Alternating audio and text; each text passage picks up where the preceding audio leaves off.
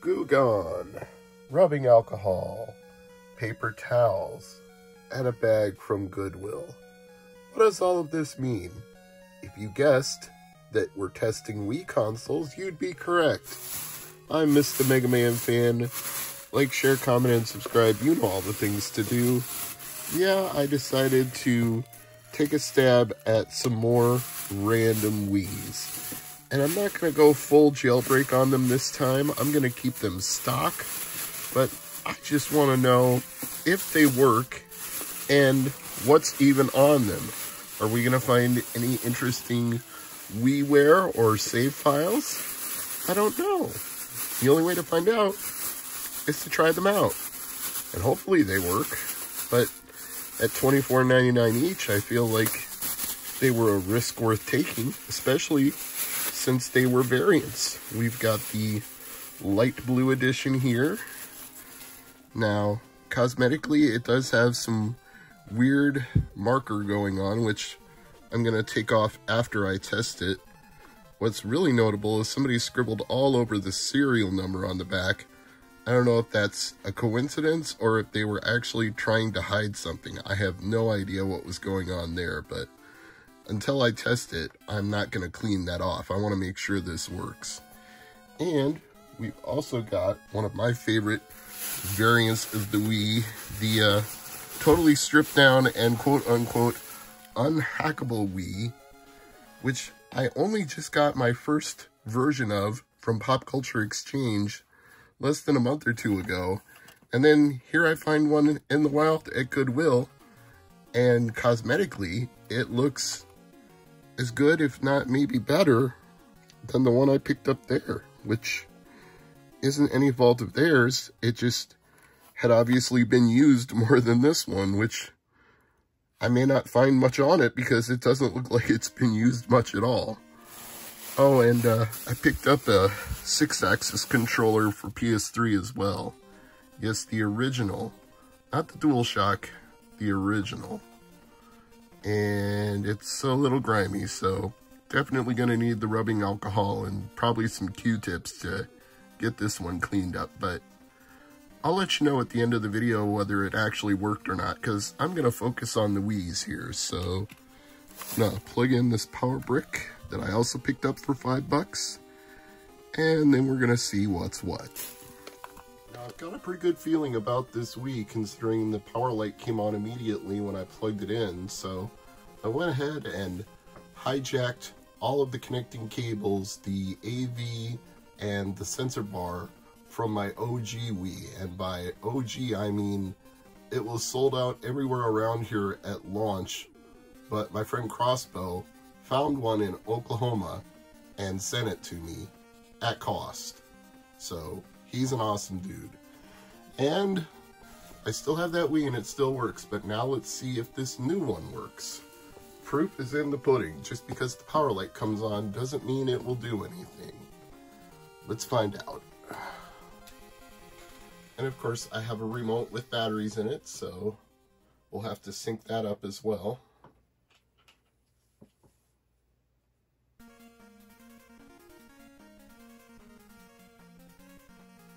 Oh, maybe this one's been factory reset.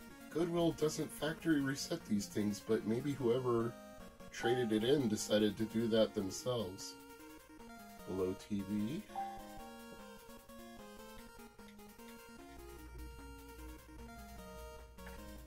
There's a hard limit on how many characters you can name your Wii console. I'm blue,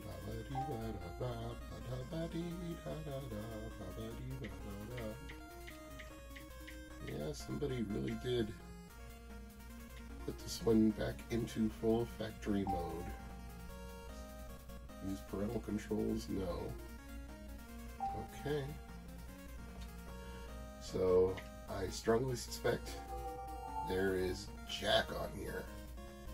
Let's see if they left an SD card in here.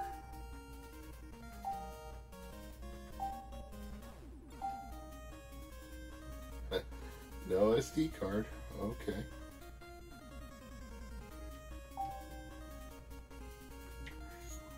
And they didn't leave a game in it either. Okay, this one may be thoroughly uninspiring. Let's just check the save data anyway, just out of curiosity.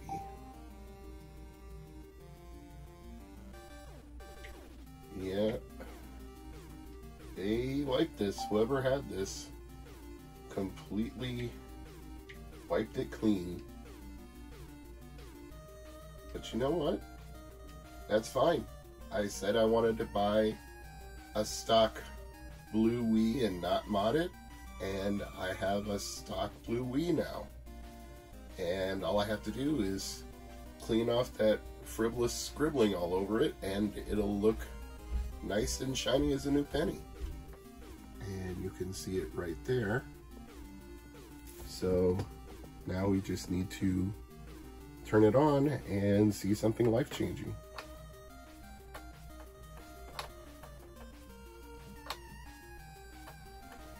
Yeah, this model of Wii is notoriously noisy, so that doesn't freak me out.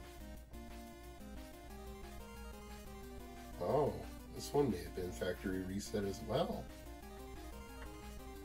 Red Rider, I like that.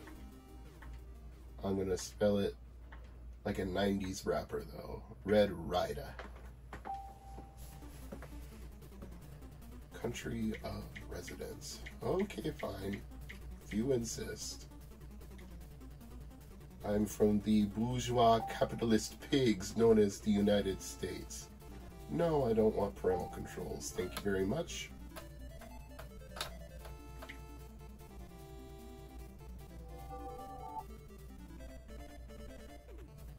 And this one is even more naked. Thought there was a whole lot of nothing on the other one. There's probably even more nothing here. Because they took out a lot of things in this version of the Wii. They took out Wi-Fi. Well, they tried to nerf GameCube compatibility, but you could hack it to restore that.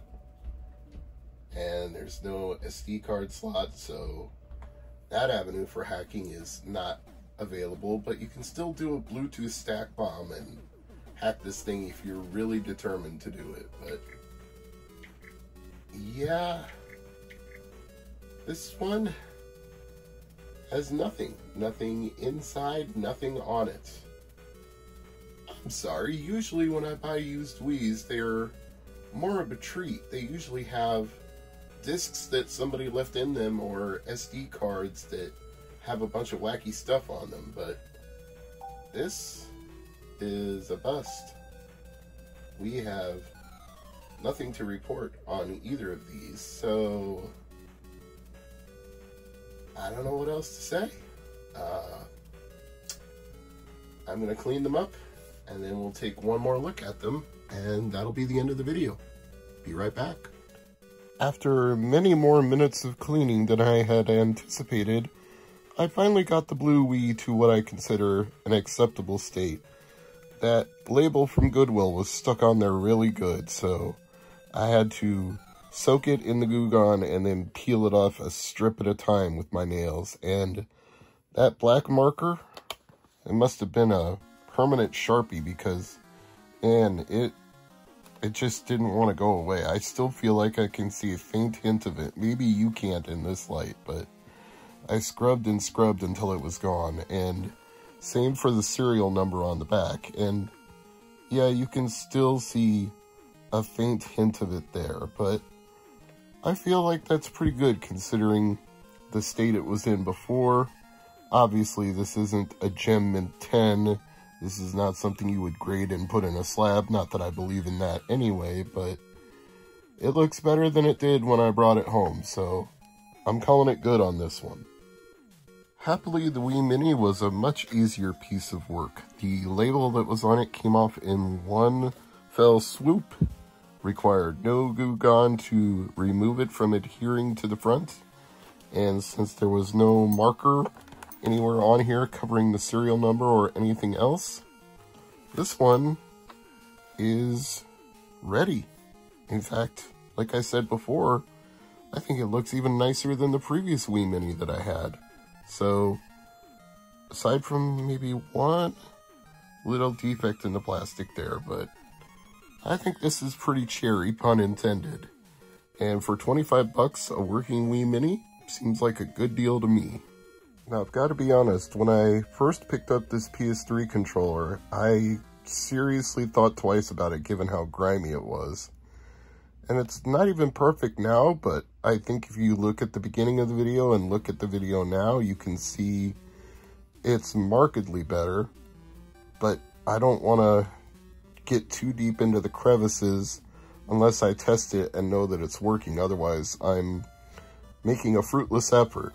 And one of the things that really irks me about old PS3 controllers is these rubberized textures on the analog sticks.